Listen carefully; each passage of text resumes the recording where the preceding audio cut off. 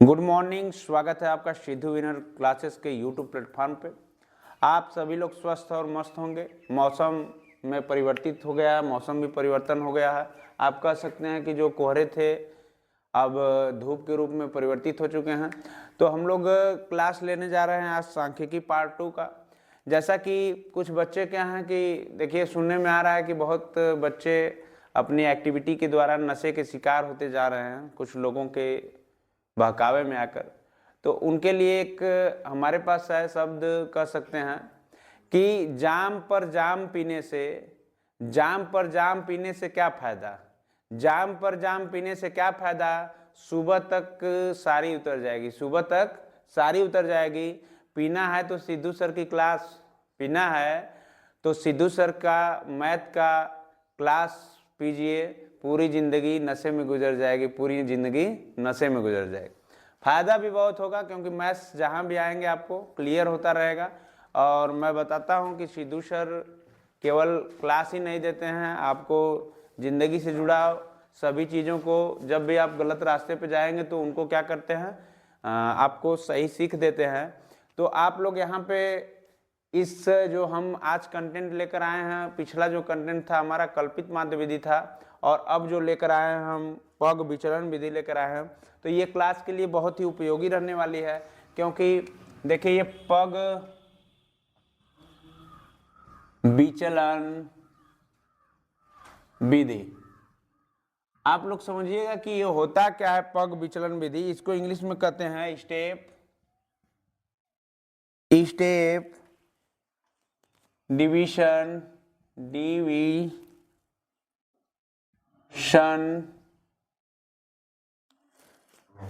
Method. ठीक है, आप कह सकते हैं स्टेप डिवीजन मेथड। तो अब आगे हम लोग बढ़ेंगे आगे बढ़ेंगे तो सबसे पहले मैं ये बात कर रहा हूं कि आपको पग विचलन विधि से पहले मैं एक विधि बताया था, प्रत्यक्ष विधि। क्या बताया था? प्रत्यक्ष विधि, जिसमें किसी चीज को हम क्या करते थे, सरल तरीके से ज्ञात कर सकते थे। लेकिन बाद में हमको समझ में आया कि जब क्या कहते हैं, नंबर बढ़ते गए, वर्ग अंतराल बढ़ता गया, तो समझ में आया कि ये विधि से काम नहीं चलेगा। तो हम लोग एक विधि का प्रयोग किए जिसका नाम था कल्पित माध्य विधि। ठीक है, तो इससे कुछ प्रत्यक्ष विधि के द्वारा जो हम नहीं निकाल पा रहे थे मान, हम कल्पित माध्य विधि से क्या करिए, आसानी से निकालने लगे। जब बात और बढ़ी तो फिर हमको लगा कि कल्पित माध्य विधि से अब नहीं हो पाएगा, तो हम लोग पूरे अंतराल को सरल करने के लिए, माध्य निकालने के लिए एक विधि पढ़ने जा रहे हैं। उसका नाम है क्या? पग विचलन विधि। अब आप लोग इसमें समझेंगे कि सर इसकी आवश्यकता क्यों पड़ी। मैं आवश्यकता पहले ही बता दिया कि प्रत्यक्ष विधि से, कल्पित माध्य विधि से जो प्रश्न को करने में कठिनाई हो रही है, पग विचलन विधि से उसको आसानी से सरल तरीके से कर सकते हैं। जैसे मैं बता रहा हूं आपको, इसमें जैसे विचलन एक था, विचलन d1 बराबर क्या हो जाएगा, x1 माइनस ए। आपको a पता रहा, उसमें क्या था, कल्पित माध्य विधि था, कल्पित माध्य था।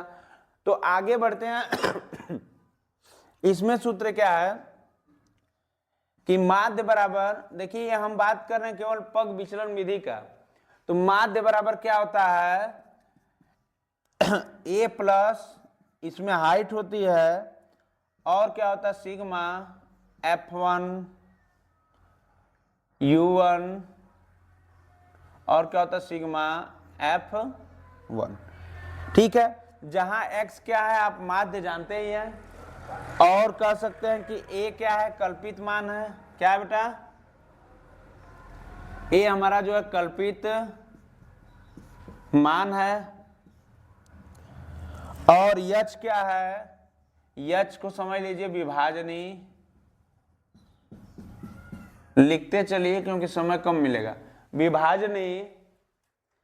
विभाजनीय उभयनिष्ठ संख्या है, उभयनिष्ठ संख्या है, और आप इसको कह लीजिए कि जो U1 है ये नया विचलन है, एक विचलन मैं पढ़ाया था, ठीक है, और ये क्या है, नया विचलन प्राप्त हुआ, इसलिए हमको जरूरत पड़ी है पग विचलन विधि की, ठीक है। पहले से एक विचलन था और एक नया विचलन आ गया, तो हमको किसकी जरूरत पड़ गई, पग विचलन विधि की, क्योंकि कल्पित माध्य विधि से सॉल्व करने में बड़ा कठिनाई होती, तो इससे क्या रहेगा, सरल रहेगा। अब हम क्या करेंगे कि उदाहरण नंबर 6 पे बल देंगे, ठीक है। 5 तक आपको पढ़ा दिया गया था कल्पित माध्य विधि द्वारा। अब हम जो पग विचलन विधि में उदाहरण नंबर 7 आपको करा रहे हैं, पहले आप इसको नोट कर लीजिए सूत्र को, क्योंकि आपको जरूरत पड़ेगी।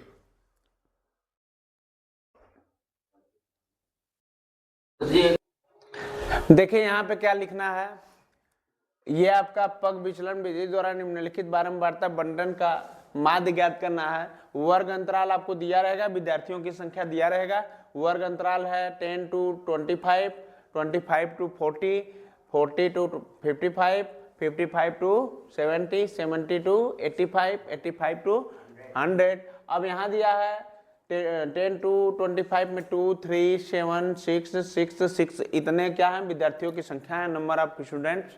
अब आगे बढ़ते हैं हम लोग, वर्ग अंतराल लिखेंगे, विद्यार्थियों की संख्या लिखेंगे, वर्ग चिन्ह लिखेंगे, विचलन लिखेंगे। देखिए ये सब कल्पित माध्य विधि में था, ठीक है।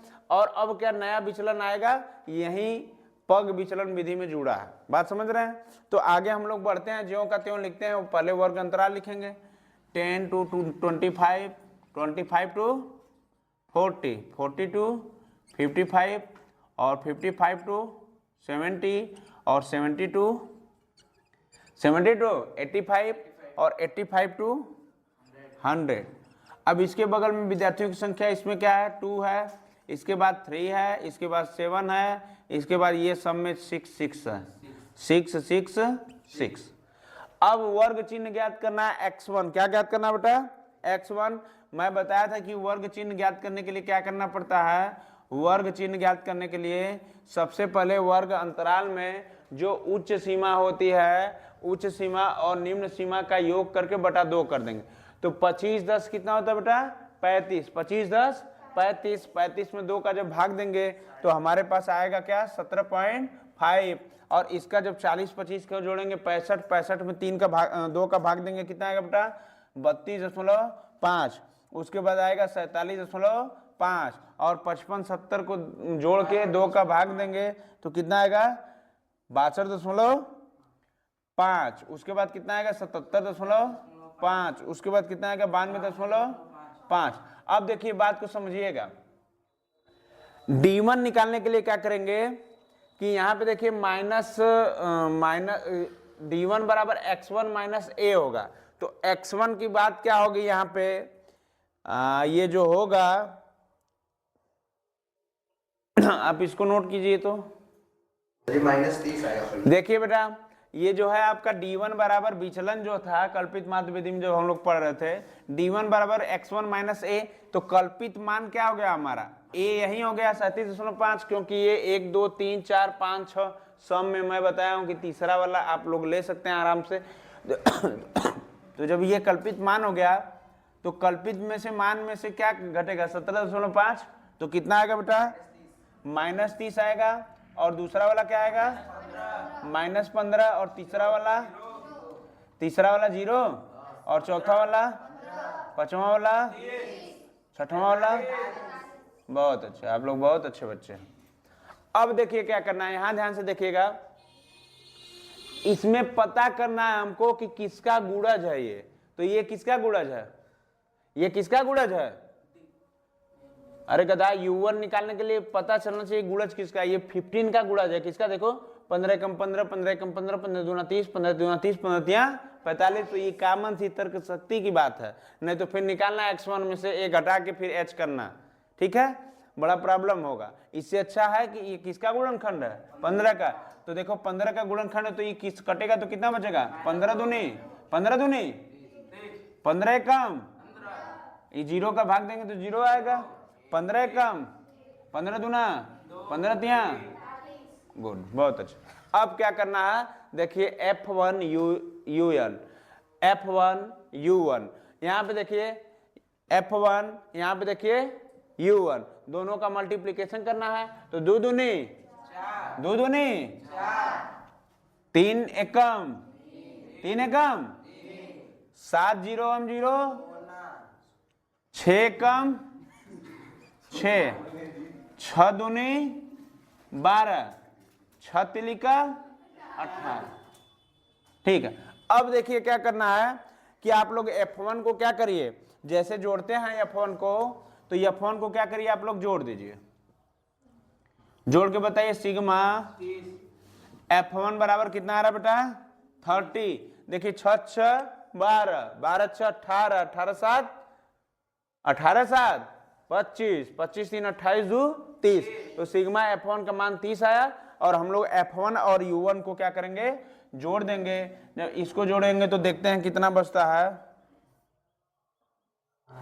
इसको जोड़िए, देखिए सिग्मा F1 U1 बराबर क्या होगा, इसको जोड़ के बताइए 18 12 30 है 36, और 36 में से कितना घटाना है, जब 36 में से 4 3 7 घटाएंगे तो कितना बचेगा 29, कितना बचेगा 29, माइनस माइनस प्लस हो जाएगा, माइनस माइनस क्या होगा प्लस, तो सिग्मा F1 U1 बराबर 29 हो गया और सिग्मा F1 बराबर 30 हो गया।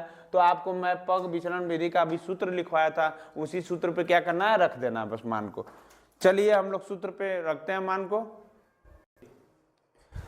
देखिए सूत्र क्या है माध्य का, माध्य बराबर होता है A plus h sigma F1 U1 अपान सिग्मा F1। देखिए मैं आप लोगों को मान बताया हूं कि देखिए A का जो मान था 47.5 था, H का जो मान निकला 15 निकला, और सिग्मा F1 H1 का मान जो कितना निकला था, हाँ U1 का मान कितना था 29, और F1 का मान कितना था 30 था। ठीक है, आपको सब मान पता चल गया, अब मान रखना है केवल। देखिए यहाँ पे A का मान कितना 47.5 रख लीजिए, H का मान कितना है 15, और यहाँ पे सिग्मा ये 29 हो गया और यहाँ पे 30। बात समझ रहे हैं। अब इसको आसानी से आप कर सकते हैं, इसको आसानी से कर सकते हैं। कितना है आपका, देखिए यहाँ पे 47.5 प्लस 15 गुणे 29 अपान 30। ठीक है, 15 दूना 30।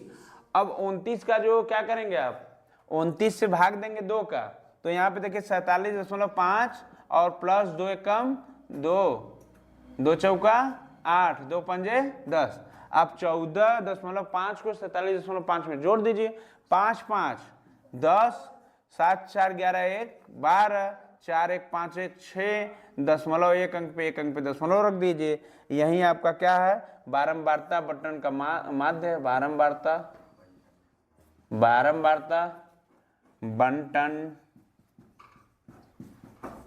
का माध्य।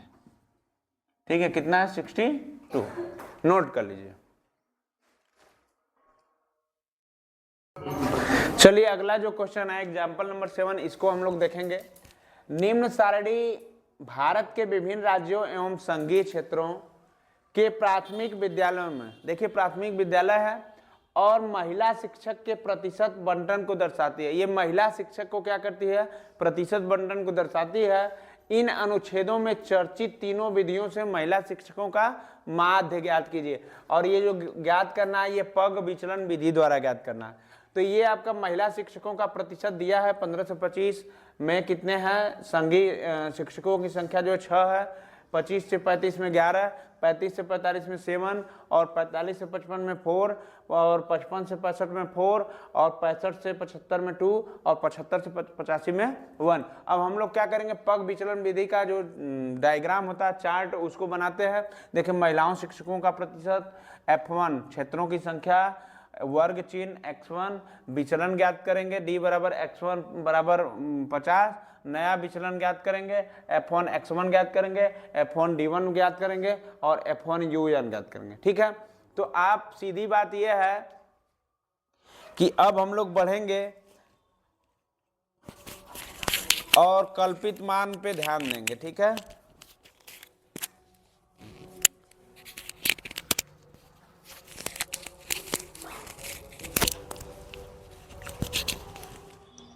देखिए यहाँ पे महिलाओं का प्रतिशत कितना है जी, बोलिए जल्दी जल्दी। 15 से 25, 25 से 35, 35 से 45 से 55 से 65 से 70 से, अच्छा यहाँ 65 से 75, हाँ उसके बाद 75 से 85। ठीक है, नेक्स्ट जो क्षेत्रों की संख्या कितनी है, 6 है 20 से 25 में, 20 से 25 में 11, उसके बाद कितना है 7 है, उसके बाद कितना है 4 है, उसके बाद कितना है 4 है, उसके बाद कितना है 2 है, फिर कितना है 1 है। ठीक है, ये भी हो गया। अब बात होती है कि वर्ग चिन्ह x1 क्या होगा। ठीक है, तो x1 कैसे निकालते हैं बेटा, 25 15 कितना होता है, अरे उच्च सीमा निम्न सीमा अपन 2, तो 25 15 कितना होता है, 25 15 कितना होता है। देखिए आप लोग क्या करेंगे, वर्ग चिन्ह निकालिए। देखिए उच्च सीमा क्या होता है, उच्च सीमा प्लस निम्न सीमा अपन 2, तो 25 15 कितना होता है 40, 40 बटा 2 कितना हो जाएगा 20, तो आप लोग इसको 20 करिए। नेक्स्ट दूसरा क्या होगा, 35 20 कितना होता है बेटा, 35 20 कितना होता है, इसका देखिए 30 आ जाएगा। 25 से 35 से कौन बोल रहा था, प्रहलाद जोशी। नहीं सर आप नहीं बोले। 30 हो गया, उसके बाद 40 हो जाएगा, उसके बाद क्या होगा 50 हो जाएगा, 50 के बाद क्या होगा जी 65 55 कितना होता है, 50 के बाद 60, 60 के बाद 70, 70 के बाद 80। ठीक है, अब देखिए हम लोग को डी निकालना है। ठीक है, x1 बराबर 50, x1 बराबर 50 क्यों जानते हैं, क्योंकि देखिए 1 2 3 4 5 6 7, तो कल्पित मान कितना हो जाएगा, कल्पित मान कितना हो जाएगा 50, ये a का वैल्यू है। बात समझ रहे हैं।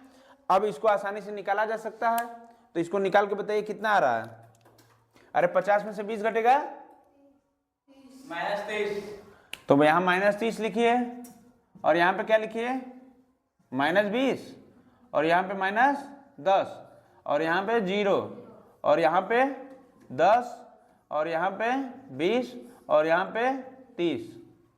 ठीक है, सबको समझ में आ रहा है। अब आगे बढ़ते हैं।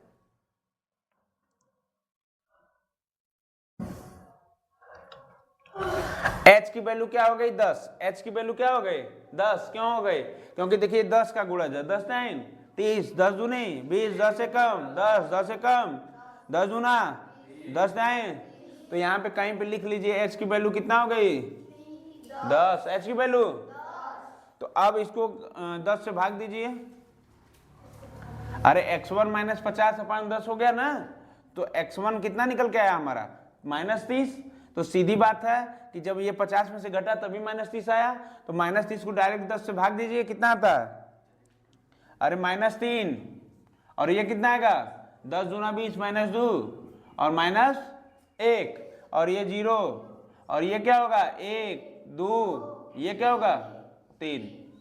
ठीक है, अब f1 x1 करिए। देखिए यहाँ पे f1 है, यहाँ पे देखिए हाँ f1 x1, यहाँ पे देखिए f1 है और x1 है, दोनों का मल्टीप्लाई करिए, 20 छका 120, 11 3 33, 330, आगे 7 चौक 28 200, नेक्स्ट आगे 4 5 कितना गया, नेक्स्ट 200, नेक्स्ट 100, नेक्स्ट 80 कम। बात समझ में आई, इतना समझ में आई सबको। अब आगे बढ़ते हैं हम लोग, f1 d1 ज्ञात करना है। f1 d1, यहाँ पे f1 है और यहाँ पे d1 है, दोनों को क्या करिए मल्टीप्लिकेशन कीजिए जल्दी जल्दी, 6 को और 30 को, 6 30 में मल्टीप्लिकेशन करेंगे कितना हो जाएगा -180, दूसरा में -100, अरे गधा 11 दूना 22, -220, तीसरा 10 7 70 माइनस 70, तीसरा 0, चौथा 40, पांचवा 40, छठवा 30। ठीक है, ठीक है, देख लीजिएगा, मिला लीजिएगा। नेक्स्ट क्या है?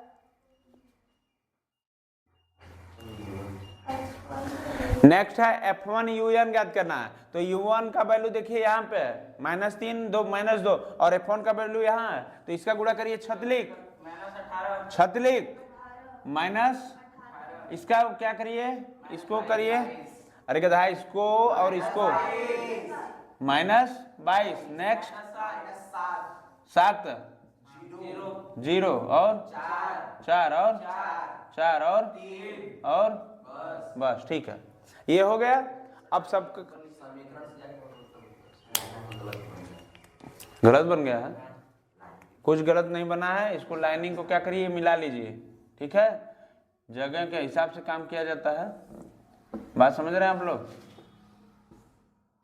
ठीक है, अब इसको मिला लीजिए सबको, सबको मिला लिए।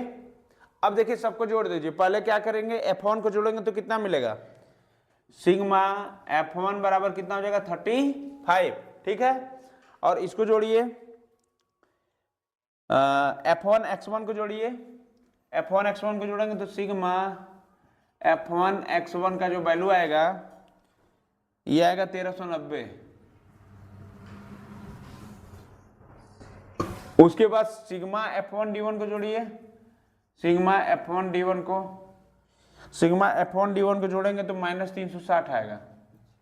और उसके बाद सिग्मा F1 U1 को जोड़िए, कितना आ रहा है बेटा, ये जोड़ने पर -36 आ रहा है। इसको नोट कर लीजिए, सभी को नोट कीजिए।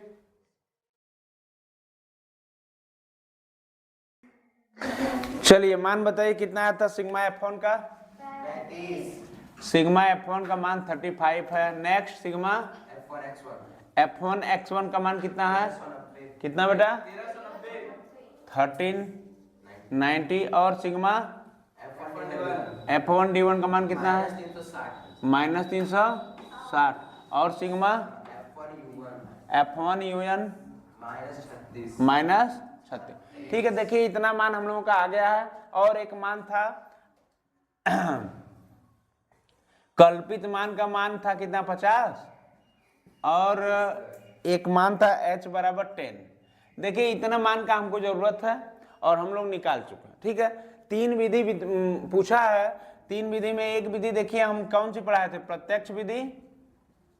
प्रश्न में देखिए तीनों विधि से कर रहा है मान निकालने के लिए, प्रत्यक्ष, और दूसरी कौन सी विधि थी बेटा, कल्पित माध्य विधि, कल्पित माध्य विधि। और तीसरी विधि जो थी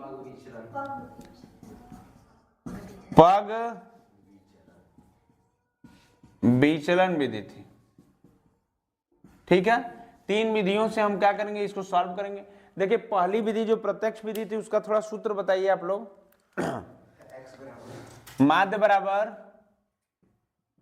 बराबर सिग्मा F1 X1 अपान सिग्मा F1। तो इसका F1 X1 का मान कितना है बेटा, यहाँ पे देखिए 1390 अपान F1 का मान कितना है, 35। इसको सॉल्व करने से कितना आ रहा है, देखिए तो इसको भाग देके देखिए कितना आएगा, हमारा आ रहा है 39.71। ठीक है, आप अपना कर लीजिएगा, कैलकुलेट कर लीजिएगा। नेक्स्ट है कल्पित माध्य विधि। कल्पित माध्य विधि का सूत्र क्या लिखवाया गया है, माध्य बराबर A plus sigma F1 D1 upon sigma F1। देखिए इसको कैसे सॉल्व करते हैं, A का मान कितना दिया है 50 और प्लस सिग्मा F1 D1 का मान देखिए बगल में दिया होगा -360 अपान कितना है बेटा 35। तो इसको सॉल्व करने से देखिए कितना आ रहा है आप लोगों का, इसको सॉल्व करके देखिए। यहां देखिए 35 का जब 360 में भाग देंगे तो 10.29 आएगा, और यहाँ प्लस है, प्लस माइनस माइनस हो जाएगा। 50 में से 10.29 घटाएंगे तो ये आएगा 39.71 आंसर। ठीक है, और इसका आंसर ये है। नोट कर लीजिए। एक विधि और बची है, पग विचलन विधि। पग विचलन विधि का आप लोग सूत्र बताइए। A plus h sigma F1 U1 अपान सिग्मा F1। इस पर देखिए, रखिए ए का मान क्या दिया है, ए का मान 50 दिया, 50, तो 50 प्लस एच का मान कितना है जी 10, और सिग्मा F1 U1 का मान कितना है -36/35, यही है ना जी। तो देखिए यहाँ पे मल्टीप्लीकेशन है, तो एक बार और करिए। 50 प्लस 10 गुणे -36 अपान क्या हो जाएगा 35। 5 दूना 10, 5 सते 35। 36 दूना कितना होता है बेटा, 36 दूना कितना होता है,